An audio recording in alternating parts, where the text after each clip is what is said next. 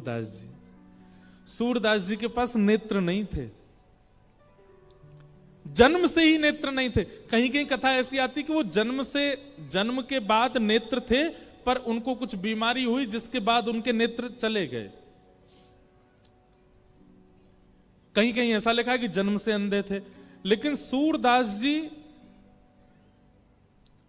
उन पर श्रीमद् वल्लभाचार्य जी की कृपा हुई, और जैसे ही वल्लभाचार्य जी की कृपा हुई, सूरदास जी बिना नेत्र के होते हुए भी ठाकुर जी की नित्य लीलाओं का दर्शन करते थे। हम नेत्र होने के बाद भी ठाकुर जी का वैसा दर्शन नहीं कर पाते जैसा बिना नेत्रों के सूरदास जी दर्शन करते थे। प्रसिद्ध कथा है, थोड़ी सी कहूंगा, कि सूरदास जी रोज जाकर के और ठाकुर जी के रूप का वर्णन कर देते थे। आज ठाकुर जी ने पीली पोशाक पहनी है, सिर पर 5 मोर वाला मोरपिच्छ धारण किया है, आज ठाकुर जी ने मोतियों की लड़ पहनी है, आहा, कानों में मकराकृत कुंडल, मकराकृत कुंडल मतलब मगरमच्छ की आकृति वाले, इतनी गहराई से वर्णन कर देते थे ठाकुर जी के श्रृंगार का। सब लोग चकित रहते, यार इनको दिखता है नहीं, ये गा कैसे देते हैं ठाकुर जी का रूप। एक दिन पुजारी जी ने ठाकुर जी को वस्त्र नहीं पहनाए, केवल एक कौपीन पहना दी, छोटी सी कौपीन, और गले में मोतिन की माला पहना दी। जैसे ही पर्दा खोला तो सूरदास जी से कहा, सूरदास जी आज बता के दिखाओ ठाकुर जी कैसे लग रहे हैं। ऐसा हो सकता है ये रोज सोच के आते होंगे, आज पीली पोशाक के बारे में बोलूंगा, आज नीली पोशाक के बारे में बोलूंगा, और संभवतः ठाकुर जी वैसा ही पहन लेते हैं। आज हमने ठाकुर जी को पोशाक ही नहीं पहनाई, आज गा के सुनाए। बताइए सूरदास जी ठाकुर जी कैसे लग रहे हैं। सूरदास जी पहले तो हंसे और दूर से बलैया लेने लगे, आज तो बहुत ही प्यारे लग रहे हैं, बहुत सुंदर लग रहे हैं ठाकुर जी। बोले बताओ, गा के बताओ कैसे लग रहे हैं। सूरदास जी गाने लगे, आज हरि देखे नंगम नंगा, आज हरि देखे नंगम नंगा, मोतिन माल गले उर साजे, छवि के उठत तरंगा। जैसे ही सूरदास जी ने पद गाया, सब दर्शनार्थियों के नेत्र सजल हो गए। सूरदास, आज तुम्हें बताना ही पड़ेगा, तुम्हारे पास नेत्र नहीं है, तुम्हें कैसे दिख जाते हैं ठाकुर जी। तब सूरदास जी कहते हैं, मैं बताऊंगा लेकिन मानना पड़ेगा। बोले बताओ। तब सूरदास जी कहते हैं, गुरु की आज्ञा पर दृढ़ विश्वास, गुरु के वचनों पर पूर्ण भरोसा, उस भरोसे ने मुझको बिना नेत्र होते हुए भी ऐसे नेत्र प्रदान किए हैं कि मैं ठाकुर जी की लीला का दर्शन कर लेता हूं।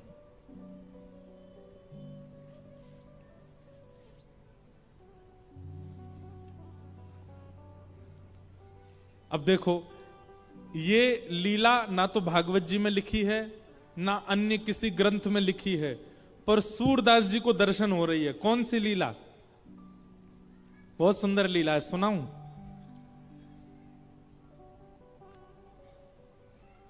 एक बार ये सूरदास जी को दिख रही है लीला। कैसी लीला? बोले एक बार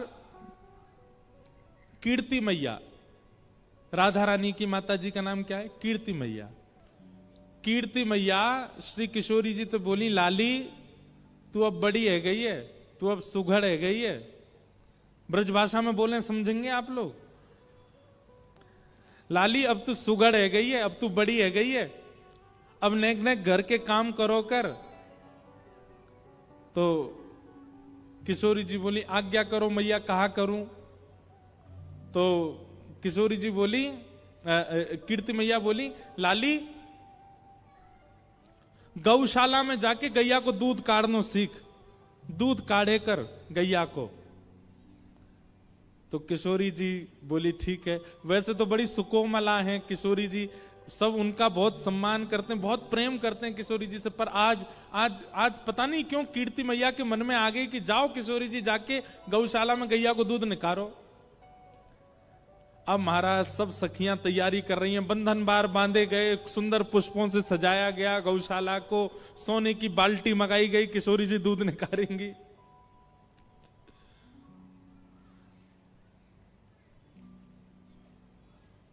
कहीं ना कहीं से ये खबर ठाकुर जी के कान में पहुंच गई। ठाकुर जी जैसे ही पता चली किशोरी जी दूध निकारवे वाली है, ठाकुर जी तो उसमें एक्सपर्ट हैं, दूध निकारवे में एक्सपर्ट हैं ठाकुर जी तो ठाकुर जी अपने सब सखान के संग बोले चलो चलो आज बरसाने चल रहे हैं। बोले काय को? बोले किशोरी जी दूध निकालेंगी, जल के देखेंगे कैसे निकाल रही हैं।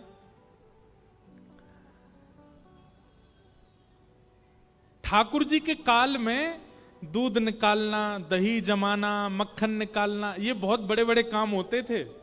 अगर ये कोई करना जानता है तो उसकी बड़ी प्रशंसा होती थी पूरे नगर में, गांव में। ओ भैया यहाँ पे दूध काढ़वा आवे।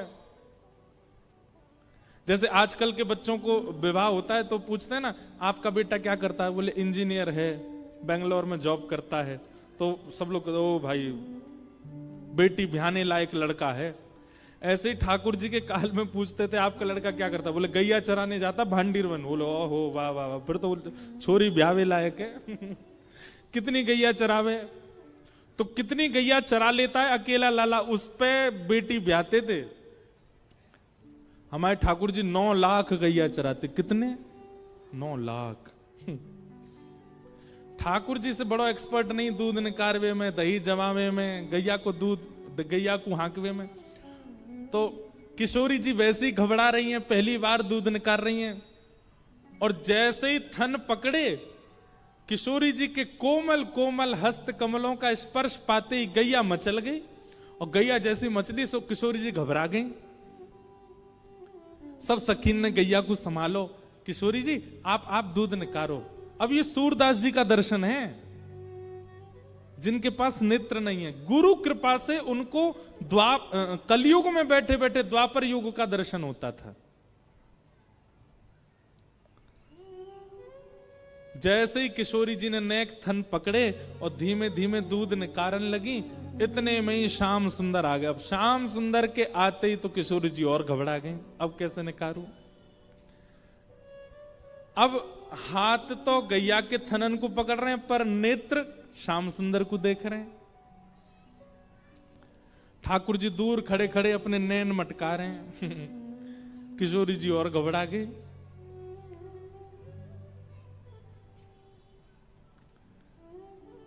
दूध निकाल रही है पर पात्र की जगह नीचे गिर रहा है।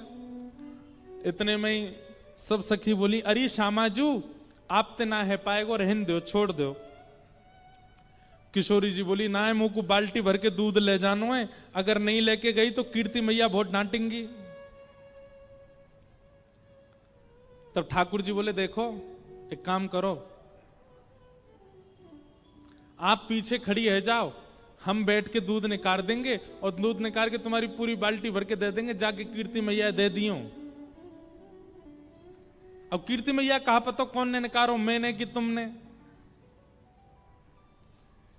तो किशोरी जी तो पीछे आके खड़ी हो गई। अब ठाकुर जी बैठे हैं किशोरी जी की गैया को दोहवे के काजे। कौन दुहावे गैया तुम पे, कौन दुहावे गैया तुम पे, लिए रहत हो कनक दोहिनी, बैठत हो अधपैया तुम पे, कौन दुहावे गैया। सब सखियां कह रही हैं, हे श्याम सुंदर तुम पे कौन दुहावे गो गैया? क्यों? बोले तुम तो 24 घंटा सोने की दोहनी, दोहनी मतलब जिस बाल्टी में दूध निकालते हैं, वह संगी लिए डोलो, तुम पे कौन दुहावे गैया? अति रस काम प्रीत जान के, आवत खिरक दुहैया तुम पे, कौन दुहावे गैया। जैसे कोई काम आपसे नहीं बना और कोई और व्यक्ति आए, हट जा चल मैं करके दिखाता हूं, तो बाकी के लोग कहते हैं हाँ बड़े आए ये करेंगे। अब ऐसे सब ठाकुर जी को ताने मार रही हैं गोपियां, हम बे ये निकारेंगे दूध गैया को। तब सब सखी कह रही हैं देखो तो सही, इत चितवत उत धार चलावत, यही सिखायो मैया। देखो तो सही, थन पकड़ रखे और देख इतकू रहे हैं किशोरी जी के माऊ, कैसे निकालेंगे ये दूध। गुप्त प्रीत तासों करी मोहन, जो है तेरी दैया, तुम पे कौन दुहावे गैया। सूरदास प्रभु झगड़ों सीख्यो, सूरदास प्रभु झगड़ों सीख्यो, जो घर खसम घुसैया, तुम पे कौन दुहावे गैया। अब इस पद का अर्थ थोड़ा सा बता दूं। ठाकुर जी गैया दोहवे गए, तो जैसे ठाकुर जी दोहवे जा रहे हैं तो सब सके हाँ जी ये निकारेंगे, इन पे सीधो चलो ना जाए, ये दूध निकारवे आए हैं। देखो तो सही, हमारे माऊ देख रहे हैं और थन पकड़ रहे हैं गैया के। अरे भैया थन की ओर देखो, यहां क्या देख रहे हो। ठाकुर जी बार बार दूध निकारवे के काजे आगे बढ़े, सखीन के ताने पड़े तो ठाकुर जी ऐसे गुस्सा कर रहे हैं जैसे घर में आयो भयो कोई मेहमान गुस्सा है। मेहमान यहां पर वैसे शब्द तो है, घर में आए हुए नए नए जमाई राजा जैसे गुस्सा हो जाते हैं, ऐसे ठाकुर जी गुस्सा कर रहे हैं सखीन पे। लेकिन सूरदास जी कहते हैं सब सखीन के मुख बंद कर दिए ठाकुर जी ने। कैसे? जैसे ही थन को स्पर्श कियो, ठाकुर जी के स्पर्श करते ही थन पकड़ के चलाने नहीं पड़े, स्पर्श है तो अपने आप थनन से दूध निकलने लगो और दोहनी अपने आप भरन लगी और सब सकीन के मुख बंद है गए। दोहनी भर करके और ठाकुर जी ने बाल्टी उठा करके किशोरी जी को दी, ले जाओ दिखा दो अपनी कीर्ति मैया को, निकाल दियो हमने दूध और अपना नाम लगा दियो, तुमने निकारो है। सब सखीन के मुख बंद है गए। मधुमंगल श्रीदामा सब ठाकुर जी की जय जयकार करने लगे, वारे लाला हमारे लाला की जय हो, दूध दोहा गोपाल की जय हो।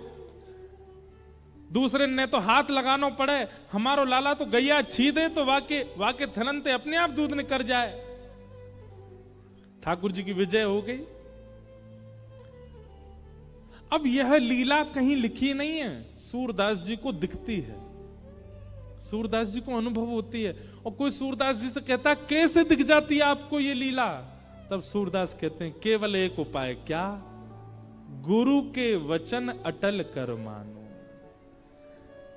मैंने गुरु आज्ञा के प्रति, गुरु सेवा के प्रति कभी संशय नहीं किया अपने मन में, पूर्ण विश्वास, पूर्ण भरोसा। भरोसो दृढ़ इन चरणन केरो। इसलिए भैया हम गुरु नहीं है आपके, पर जितनी देर कथा सुना रहे हैं उतनी देर आपको गुरु भाव रखना पड़ेगा। यहां से उतरते ही भले ही बालक मानो, पर यहां जितनी देर बैठे हैं उतनी देर गुरु रूप रखना पड़ेगा, भाव रखना पड़ेगा। वो भी इसलिए कि वाणी से आपके चित्त में परिवर्तन हो सके। बिना गुरु भाव के, बिना गुरु निष्ठा के परिवर्तन असंभव है।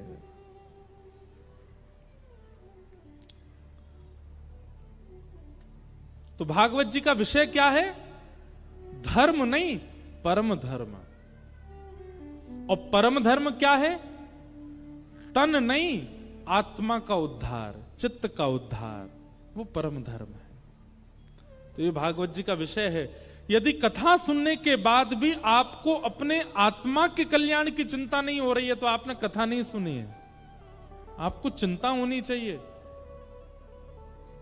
मेरे इस तन में जो विराजमान आत्मा है उसकी गति क्या होगी, ये चिंता आपकी बने, तब समझो आप कथा सुन रहे हैं।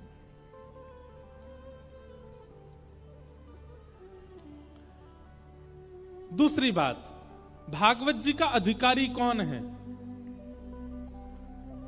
तो कहते हैं निर्मत सराणाम सताम, जिसके चित्त में मात्सर्य दोष नहीं है वही भागवत का अधिकारी है। बहुत ध्यानपूर्वक सुनिएगा। मात्सर्य दोष किसको कहते हैं? ईर्ष्या। किसी की उपलब्धि देख करके, किसी की सुंदरता देख करके, किसी की श्रेष्ठता देख करके आपके चित्त में जो ईर्ष्या होती है, उस ईर्ष्या को मात्सर्य दोष कहते हैं। और मात्सर्य दोष यदि आपके चित्त में है तो आप ठाकुर जी की कथा के अधिकारी नहीं बन सकते। आप कथा में आके बैठ भी जाओगे तो आपको नींद आ जाएगी, कथा में आके बैठ भी जाओगे तो आपको कुछ समझ नहीं आएगा, पल्ले नहीं पड़ेगा। क्यों? क्योंकि मात्सर्य दोष आपके चित्त में। इसलिए भैया एक बात हमारी सुनिएगा, आपके अंदर काम, क्रोध, लोभ, मोह, द्वेष, अहंता, ममता, चिंता, ये सारे दोष हैं, उनको रहने दीजिए। लेकिन अगर आपके अंदर ईर्ष्या है, सबसे पहले उसकी चिकित्सा कीजिए। जैसे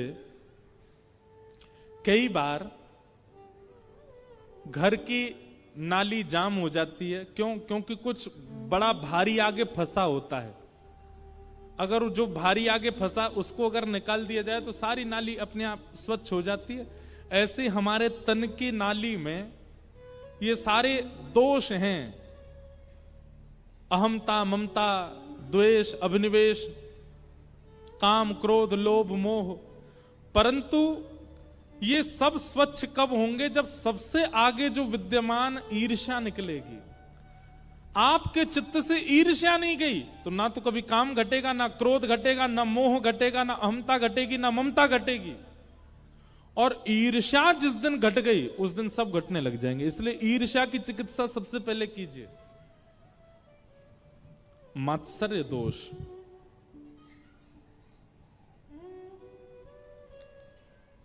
ईर्ष्या, हम कथा में कहते हैं कामी, क्रोधी, लोभी, मोही सब भगवान की प्राप्ति कर लेंगे, लेकिन ईर्ष्यालु प्राप्त नहीं कर सकता। किसी की उपलब्धि देख करके, किसी का बहुत धन धान्य देख करके, किसी की सुंदरता देख करके आप जब उससे चिढ़ जाते हैं या आपके चित्त में ईर्ष्या आती है, आप कहीं ना कहीं ठाकुर जी के मिलन से वंचित हो रहे हो। इसलिए ईर्ष्या का दोष निकालिए अपने चित्त से, ईर्ष्या मत कीजिए। मात्सर्य दोष, हम तो कहते हैं आप सब लोग यहां बैठे हो, आप सब जानते हैं कि आपको किससे ईर्ष्या होती है। प्रतिदिन कथा सुनने के बाद अगर वो आसपास ही रहता है तो उसके घर जाइए, आसपास नहीं रहता तो उसका फोटो निकालो, कथा सुनने के बाद उसको देखा करो। देखने के बाद भी ईर्ष्या हो रही है तो समझो अभी और कथा सुननी है आपको। लेकिन रोज कथा के बाद देखो और किसी दिन देखते देखते महाराज वही लगने लग जाए, ओहो ये तो महाराज बहुत सुंदर है, देखो क्या इसके नैन है, क्या इसकी नाक है, आहा कितना सुंदर है। उसके प्रति, सुंदरता तो मैं अपने मन से बोल रहा हूं, पर उसके प्रति ईर्ष्या ना रह जाए, फिर उसकी उपलब्धियों से, उसके श्रेष्ठ कर्मों से आपको फर्क ना पड़े, आप और प्रसन्नता में रहते हैं, तब समझिए कि आप कथा सुने हैं और कथा का प्रभाव आप पर हो रहा है। लेकिन कथा सुनने के बाद भी ईर्ष्या का दोष नहीं गया। कथा सुनने के बाद भी ईर्ष्या चित्त से नहीं गई है तो अभी आपको बहुत कथाएं सुनने की आवश्यकता। कई लोग बहुत कथाएं सुनते हैं फिर भी नहीं बदलते। क्यों? ईर्ष्या का उन्होंने परिवर्तन नहीं किया। ईर्ष्या नष्ट करो। एक भाव चित्त में सदा होना चाहिए, क्या? तेरा मंगल मेरा मंगल सबका मंगल हो रे। हे नाथ, सबका मंगल हो। उसका मंगल हुआ, मेरा मंगल हुआ, इसका भी मंगल हो जाए, उसका भी सबका मंगल हो, कोई भी यहां पर पीछे ना रह जाए। ऐसी भावना जिस दिन आपके चित्त में आ गई, हम आपको दावे से कह सकते हैं ठाकुर जी आपके थोड़े और समीप आ जाएंगे। जब तक ईर्ष्या है चित्त में, तब तक ठाकुर जी दूर ही दूर हैं आपसे। कथा आती है कि हमारे श्री जयदेव महाप्रभु, उन्होंने गीत गोविंद लिखा। उनका गीत गोविंद इतना प्रचलित हुआ, इतना पॉपुलर हो गया था, आज से 1000 वर्ष पहले सब लोग गीत गोविंद गाने लगे। तो एक जगन्नाथपुरी में एक ब्राह्मण था, उसने क्या किया, उसने भी एक ग्रंथ लिखा, उसका नाम भी गीत गोविंद रख दिया।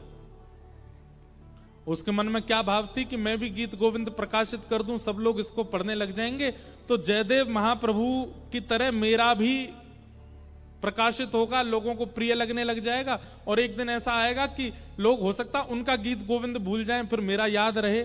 ईर्ष्या का भाव। महाराज जैसे ही गीत गोविंद की रचना की, उस व्यक्ति ने रात्रि में ठाकुर जी स्वप्न में प्रचंड नृसिंह रूप धारण करके आ गए, और नृसिंह रूप धारण करके उसको भयभीत कर दिया, और उससे कहा, बोले गीत गोविंद केवल एक है, और वही है जो जयदेव महाप्रभु ने लिखा है। उनसे ईर्ष्या के भाव से तुम लिख रहे हो, इसलिए मुझे ये बिल्कुल स्वीकार नहीं है। या तो इसको अभी विसर्जित कर दो समुद्र में जाकर के, नहीं तो तुम्हारा अच्छा नहीं होगा, तुम्हारा भला नहीं होगा। किसी ने प्रश्न किया, गीत गोविंद में भगवान का यश ही तो लिखा गया, तो भगवान नाराज क्यों हो गए? यश लिखा गया, पर किस लिए लिखा गया? जयदेव महाप्रभु से ईर्ष्या की भावना से लिखा गया। और भैया एक बात सुन लेना, ईर्ष्या संसारी व्यक्ति से है तो भी चलेगा, लेकिन ईर्ष्या यदि किसी भक्त वैष्णव से है, ठाकुर जी छोड़ेंगे नहीं आपको। भगवत अपराध आपसे बन जाता है, आपको क्षमा मिल जाएगी। आप कभी भोग लगाने में चूक कर देते हो, श्रृंगार में चूक कर देते हो, आरती में चूक कर देते हो, ठाकुर जी के में ठाकुर जी क्षमा कर देंगे। लेकिन ठाकुर जी के किसी जन के अपराध यदि आप करते हो, ठाकुर जी कभी क्षमा नहीं करेंगे। भक्त अपराध नहीं, ईर्ष्या नहीं। निर्मत सराणाम सताम, और वैद्यं वास्तवमत्र वस्तु शिवदं तापत्रयोन्मूलनम। और श्रीमद् भागवत क्या करती है? मैं हर कथा में कहता हूं, कथा सुनने के बाद ठाकुर जी से आपको कोई संबंध लगने लगे। आज मुझे किसी ने भेजा पत्र, मैं पूरा तो नहीं पढ़ पाया, 2-4 लाइन पढ़ी मैंने। उसमें वो कोई बहन है, उन्होंने कहा आप मेरे भाई हो और आपके गिरधर लाल जी मेरे भतीजे हैं। अब उन्होंने ठाकुर जी को अपना भतीजा मान लिया है, वो ठाकुर जी को भतीजा कह रही हैं, तो अच्छा है। लेकिन एक बात सुनिएगा, आप संबंध मानो ये बड़ी बात नहीं। कई बार ऐसा होता है ना, ऐसे लोग आपको मिलते होंगे, कभी कभी रांची में भी होंगे, वो चलते फिरते क्या कहते रहते हैं,